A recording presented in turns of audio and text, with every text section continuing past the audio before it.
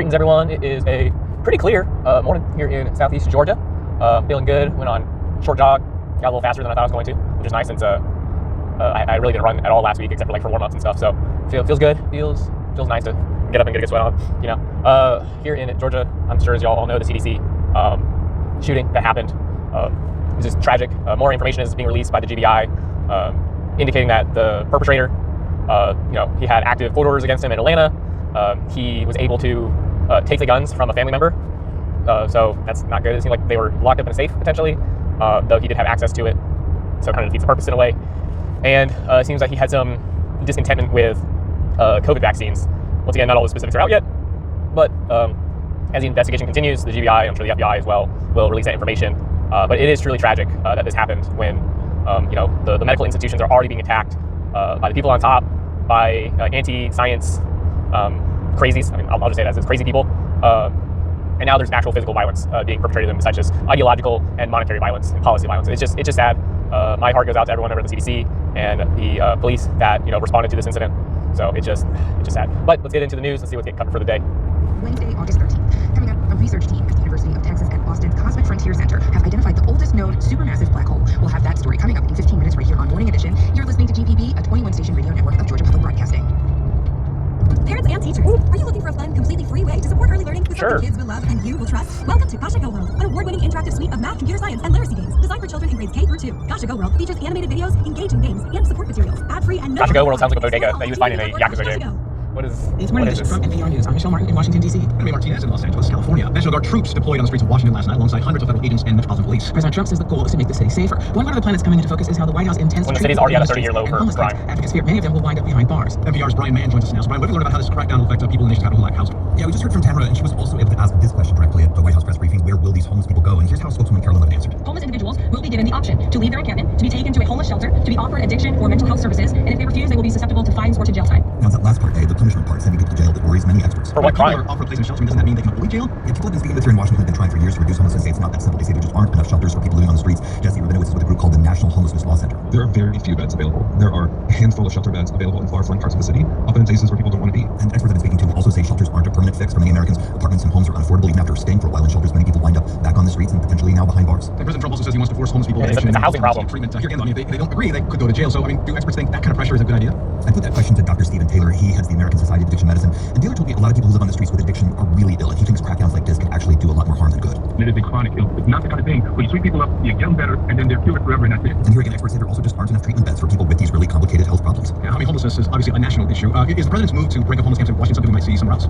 Yeah, Levitt said yesterday that homeless camps here in the city have already been broken up since March. And Trump made it plain he wants what he's doing in Washington to happen in lots of other cities. I spoke about this with Anna Oliva, who heads the National Alliance to End Homelessness. She says Trump's harsh talk is already shifting the way Americans treat people who can't afford housing. We've already started to see that take hold in communities that criminalize people just because they don't have a safe place to sleep. Advocates say they think Trump is tapping into real frustration among Americans about the number of people living on the streets and the fact that these camps keep growing. Yeah, but we'll get back to the NPR coverage. But like the source of this problem is these people, they cannot find a bed and stay in a bed. They can't find a home and stay in a home. They can't get an apartment and stay in an apartment. Whatever the initiating event was that got them on the streets, fixing that is not necessarily going to just fix their lives entirely. Unless the reason why they got kicked out to the streets was because they lost their job and they weren't able to afford rent anymore. Because then it's a housing problem. Because it is a housing problem. You can't fix a lack of housing without addressing them getting a new home to live in. If you really want the National Guard to fix this problem, you set those men and women, and they start building. They start building new apartments, new shelters, long-term living for these people to get them back on their feet. You start a public works program to get them, working again, to get reassimilated into the working society. And a lot of homeless people already have jobs, but their job isn't, enough to pay for rent because rent is so expensive. So really, the answer is two things, in my opinion, and it will really solve the rest.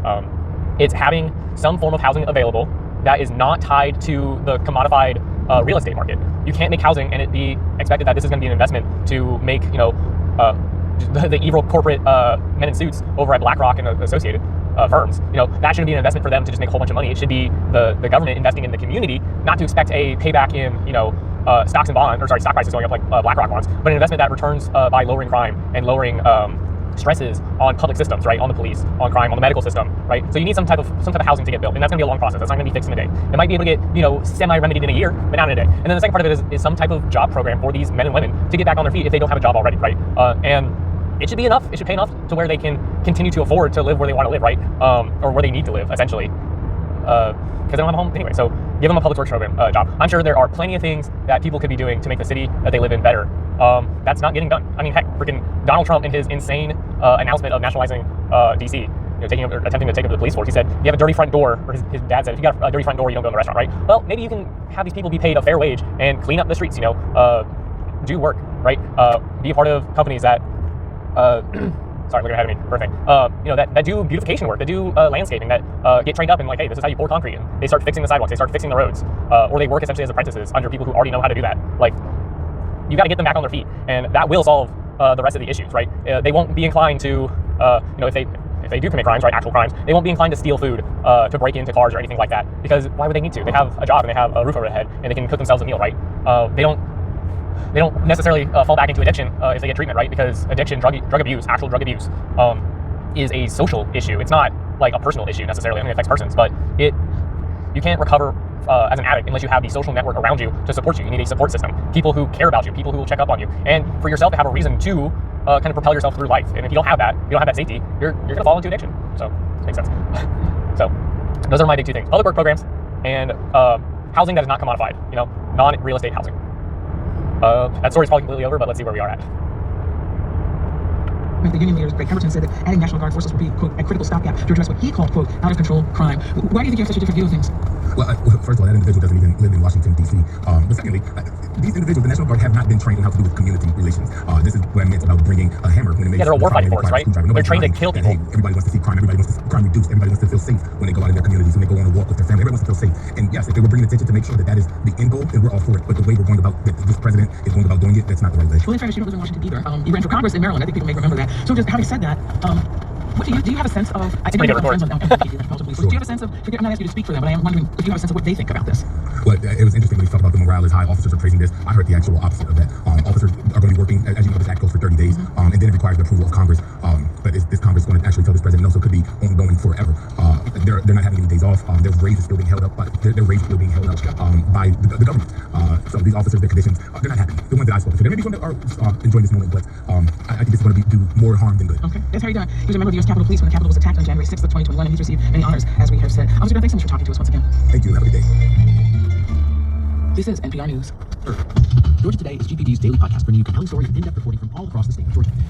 I made my point. I more than made my point on that for the homelessness issue, but it is kind of crazy that we are doing this as a nation. We are introducing the Army as a police force. It is not an appropriate response. I don't care about the race. Sorry, I don't care about sports. But like, as a person who was in the military, I understand like what the mindset is, at least from my specific experience, right? So I was in the Navy. I served on board a warship, but like the mentality they try and drive into you, like even in boot camp, and it's all different boot camps across different branches of the military, but like the mindset they try and like get you into is like a overall military ethos in a way, is that you're a warfighter, right? Your job is to kill. That is the job. You are a state sanctioned killer. That is your job, and you go out with your unit, depending on what your unit is, and you do exercises to kill people, to practice killing people. So in the Navy, you go out on the ship and you go out, you do whatever your primary mission is, which for us was to go around the ocean and just like act as a presence, to deter other people from bothering us. We were essentially just a floating weapon that we could point at anywhere in the world, and to scare people essentially. But when we weren't actively doing that mission, we were pretending to kill, to launch weapons, to attack nations, to deploy defensive weapons, right? To target other ships, right? And the ships either didn't exist or they were fellow allies that were playing war games with us. And though we didn't shoot, real ammunition at them, we went all the way to essentially pulling the trigger and able to simulate, hey, this is where this piece of ammunition went. And did we get a hit? Did we not? All right, cool. So, I mean that's the job of the military, right? It is to provide a offensive and defensive weapon, an offensive and defensive force for the country, right? But we're sending people with that mindset, with that training, who do exercises all the time on how to kill and how not to be killed against a us-them enemy, right? That does not belong in neighborhoods. That does not belong in a city. If you're sending in people who are trained to murder, that's what it is. It's still murder. Murder's murder, right? It is state-sanctioned murder. Then they're probably gonna be a lot more trigger happy, And we see that issue with police, because a lot of police are trained with the idea of the us-them. They're the protector of the masses, but the masses are also trying to kill them back. So you get that mentality in your public servants, it's not gonna go well amongst the the neighborhoods. And the radio is all crunchy now because we're just at that kind of point in my drive. So we'll leave it there for the day. Two a little bit heavier topics. One I have pretty firm opinions on, but maybe not direct experience. But the other one I do have direct experience with, which is what the military attitude is, and what putting people like that in areas that are not their expertise. I mean, if you remember from the LA riots, there were Marines who pointed loaded rifles at protesters that did nothing but yell, right? I specifically remember seeing live footage of it was just a person just holding up a sign and yelling at some police officers and a few Marines that were up on the steps of a building, probably a good, I'd say 25 yards away, 25, 30 yards away. So a good distance away.